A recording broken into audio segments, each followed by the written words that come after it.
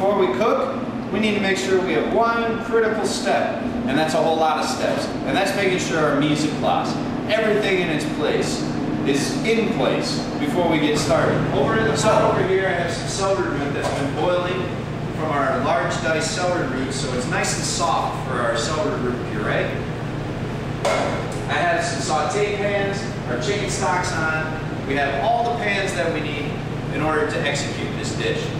We're going to do sauteed chicken. So we have our chicken breast, boneless, skinless, and our chicken thighs, boneless, skinless. Salt, black pepper, and white pepper to season it, and some flour, which we're going to season the flour. So salt and pepper we're going to need. So we'll take those off the tray.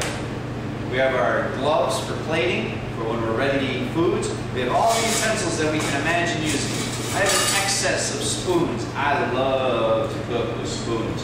They're great. They're great for spooning sauces, for small plate ups, vegetables, to finish things. They're just wonderful to have on hand. We have plastic tasting spoons because you really, really need to make sure that you taste everything.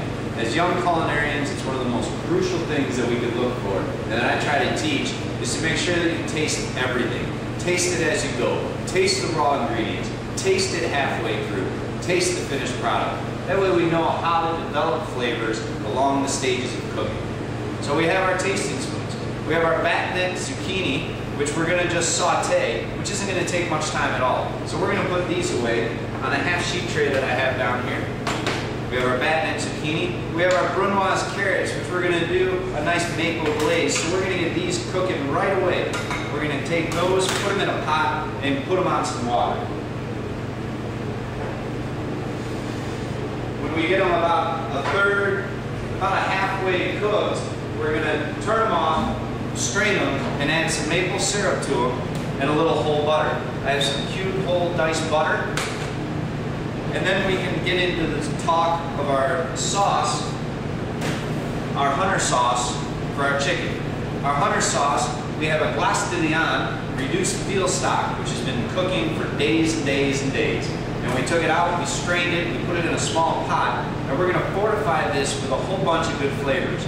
We have our tomato concasse, we have some minced up mushrooms, we have some nice minced shallots, we have some brandy, we have some white wine, tomato paste to accent the tomato concasse. We're going to finish it with a little fresh chopped parsley and some whole butter. So over here we have our strained celery root that's been cooking. It's nice and soft. And I want to get our sauce started. The sauce cheshire is a nice Hunter sauce. So I have a small saute pan heating up. And I always like to cook in whole butter. Again, back to our spoons. Put a little bit of whole butter in there and start it melting down. Into our whole butter, we're going to add some shallots. And let them sweat a little bit. Turn the heat up. On the back here, I have some saute pans that are heating up in order to make sure that they're hot for when we go to cook our zucchini and when we go to cook our celery, or our chicken. That's right, we still got to cook our chicken. So as soon as the shallots start to become translucent, they'll start to smell them, and they start smelling just lovely. We'll throw in our mushrooms just to develop more flavor. Mushrooms naturally contain the umami flavor profile, so it really pulls this sauce together. Once we add our mushrooms in there, we're going to want to season it ever so gently this early in the game. This early in cooking a sauce, you want to go really easy in seasoning, but you want to make sure you start so you can develop those flavors throughout the cooking process. Next, we'll add our tomato concasse. Not all of it, because we want to finish the dish with a nice bright red tomato concasse. But we want to get those cooking down in there, develop the sweetness in this sauce that's going to accentuate the chicken so nicely. And now we have the fun. We're going to remove our spoon, and we have some brandy. This, you want to be careful, but it is always kind of fun to flambe, because you want to cook that alcohol off. And you want to flambe that. Let that cook off. Little touch of white wine. And let that flame come down. As you stir it, it's going to flame up some more. And you want to let this reduce for a little bit. Our carrots are cooking away. We'll turn them down a little bit. And once that reduces a little bit, we're going to add our glace de viande. Glace de viande, go right in there. And we'll let that continue to cook. At this point, we're going to move this to a back burner because all we want to do is let all those lovely flavors just meld together. So we're going to take our carrots and move them up to the front on a very low heat and take our hunter sauce and move it to the back. We can take all of our mise en place that we're done with and get it under the table so it's out of the way until we're done cooking. That way we're working very, very quickly.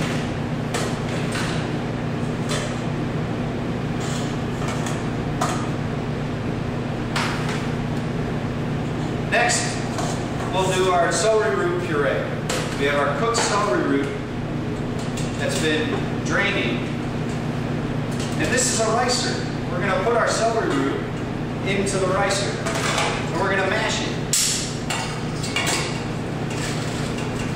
A lot of people will use this for potatoes, celery root. It works very well with any form of root vegetable. And what this does is it mashes it through tiny little holes that make it just that much more smooth.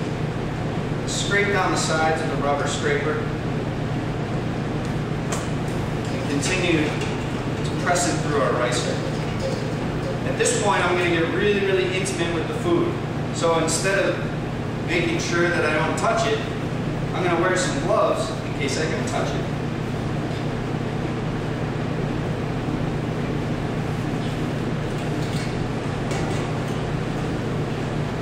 Now we take our rubber spatula and we just push it right through.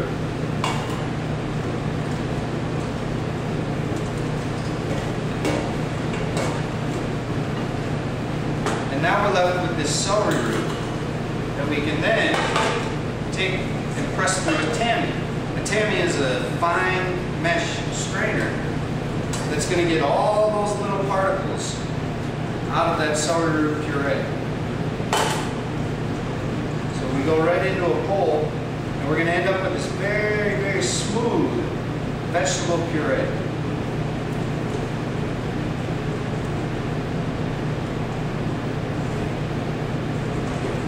You can see I'm getting really close and getting into my food here.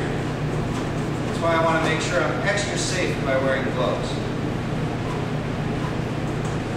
Scrape off the top. And we have this lovely celery root puree. At this point, you might not have strained it well enough, and it might be a little bit watery.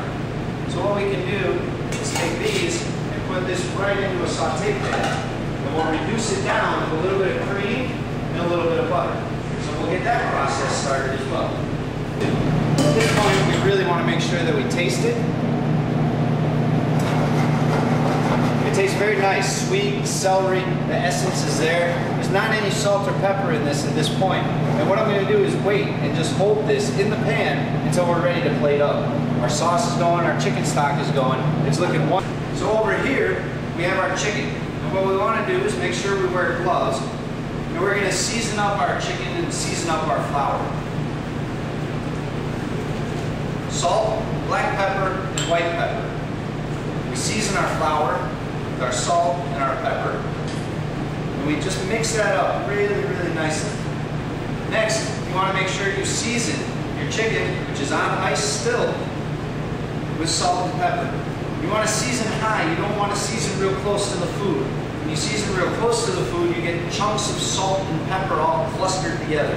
And that's not good, because then one bite is saltier than the next. A little white pepper and a little black pepper. I like to season with both because it gives it a lovely contrast and full flavor. We flip it over, seasoning both sides.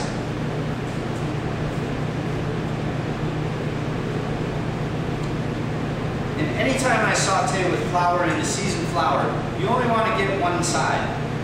Shake off the excess flour. That way it doesn't become too starchy and it doesn't pick up too much of the fat from the pan.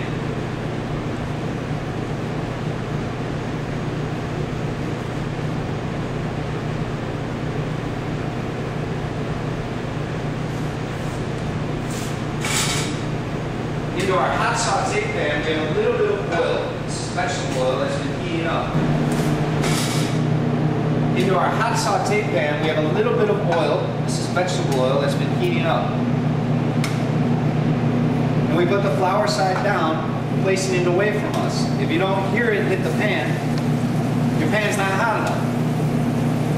And we can hear it. I'm not sure if the camera's picking it up, but I know I can hear it. And we let that cook for a little bit.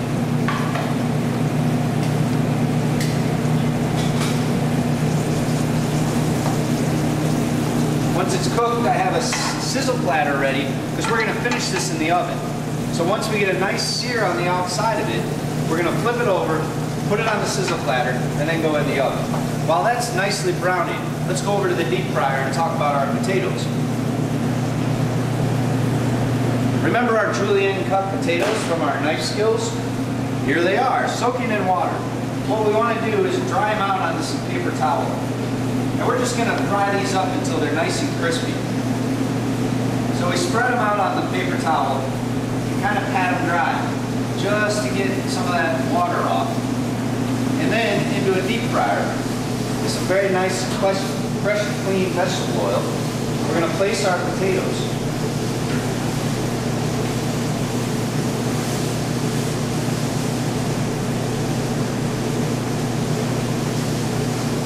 Right into the deep fryer. Let those cook up, and let's go back to our chicken.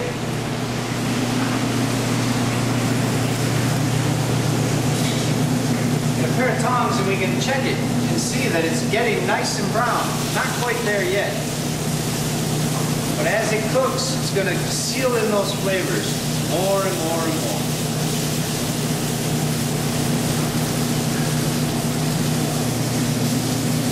As our chicken is starting to brown and get very, very nice and caramelized, a little bit of flame is never a good thing.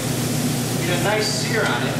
We take it out, we put it the cook side up, and we go right into an oven. I have this oven at about 400 degrees, and I like to cook my chicken up at that high. While that's cooking, we're going to take our carrots and finish those off, strain them out of the liquid, put them back in the pan,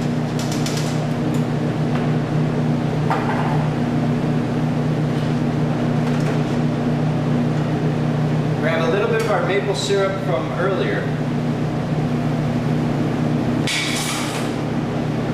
and a little bit of butter. We're just going to heat those up on a low flame with a little bit of salt until we get a nice glaze. I think our potatoes are done. We'll go back over here, again with our mise en place. I already have a pan ready to go. I have a pan ready to go, so as soon as these are done and crisp, we can pull them out and put them on a nice clean half-sheet tray so we can keep them warm in an oven. We're going to take them out and we're going to see they're nice and golden brown. We're going to cook them for just a smidge longer. And I think we're almost ready. Next, we're going to saute our zucchini, our Paisan peppers, and then we're going to finish everything up, plate it, and eat some food. These are looking very, very nice. You season it as soon as it's hot, where the seasoning won't stick to it. With peppers, with potatoes, I only like to use white pepper. That way, people don't see the flecks of black pepper on there. And then what we're going to do is keep these in